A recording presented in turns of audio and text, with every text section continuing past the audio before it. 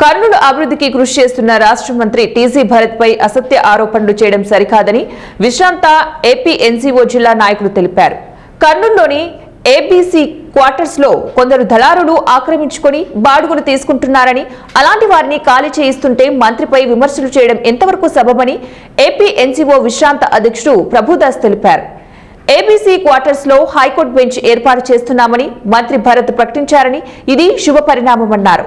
ప్రభుత్వ క్వార్టర్స్ లో ప్రభుత్వ ఉద్యోగులు చాలా తక్కువ మంది నివాసం ఉంటున్నారని, వారికి లేని అభ్యంతరం బయటి వ్యక్తులకు ఉందని వారు ప్రశ్నించారు.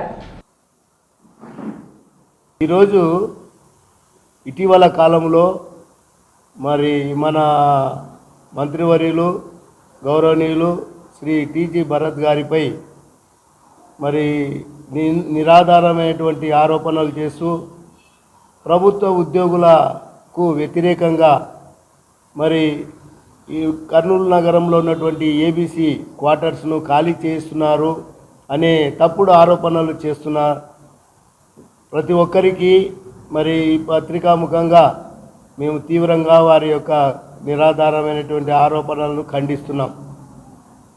ముఖ్యంగా ప్రభుత్వ ఉద్యోగులకు ఎంతో సహృదయంతో మరి వారితో మాట్లాడి మరి వారి సమస్యలను పరిష్కరిస్తూ మరి వారు ఎంతో సేవా పరిచర్యతో ముందుకెళ్తున్నాడు మన గౌరవనీయులు మంత్రివర్యులు గారు. ముఖ్యంగా ఈ ఏబీసీ క్వార్టర్స్ విషయంలో క్షేత్రస్థాయిలో పరిశీలిస్తే మరి రిటైర్డ్ అయినటువంటి ఉద్యోగులు ఎవరైతే ఉన్నారో వారి యొక్క క్వార్టర్స్ను మరి కొంతమంది వ్యక్తులు మరి ఆక్రమించి వారి ఆ క్వార్టర్స్ను వేరే వాళ్లకు కేటాయిస్తూ మరియు రెంట్లు అద్దెలను వసూలు చేసుకుంటూ వారి యొక్క పబ్బం గడుపుకుంటున్నారు.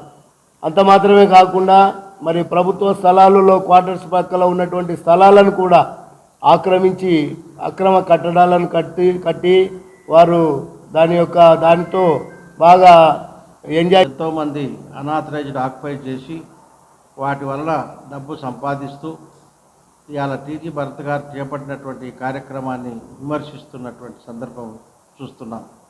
అది మంచి పద్ధతి కాదు.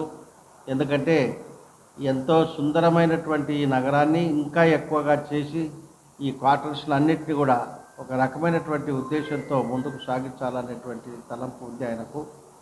అటువంటి ఆయనను ఈరోజు కర్నూలు ప్రజలందరూ కూడా అప్రిషియేట్ చేస్తూ ఆయన చేసే పనులను ఆయన చూస్తూ నగరమంతా కూడా టీజీ భరత్ గారి యొక్క ఉద్దేశాన్ని, టీజీ భరత్ గారికి ఉన్నటువంటి తలంపును బలపరుస్తున్నటువంటి సందర్భం ఇది.